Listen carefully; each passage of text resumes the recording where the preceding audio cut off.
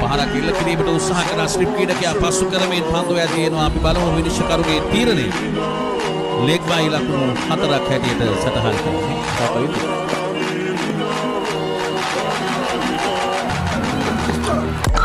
ඉදිරියට පැමිණ පහර එල්ල කරන්නේ එක්ස්ට්‍රා කවර් ක්‍රීඩකයාගේ හිසට ඉහළින් පන්දුව 4 සීමාව වෙත ලකුණු 4ක්. ඒ අනුව පිටිකරුවෙක් ලබා ලුයිස් පෙර තරගයේදී ආරම්භක පිටිකරුවන් ලෙස මේ උපක්‍රමයම තමයි භාවිත කරේ.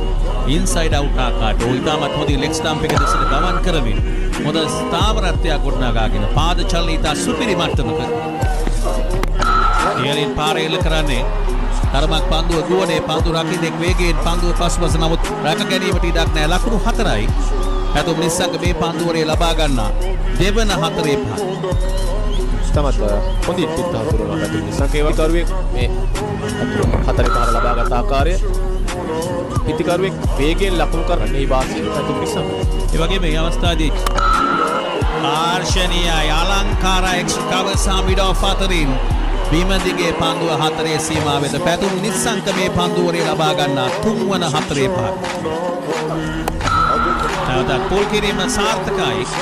නැවතත් පන්දුව 4 සීමාව ඉක්මවා යනවා. මේ පන්දුවරේ පැතුම් නිස්සංක ලබා ගන්නා 4 වන 4 පහර සමස්තයේ මේ පන්දුවරේ ලැබෙන 5 වන 4 පහර.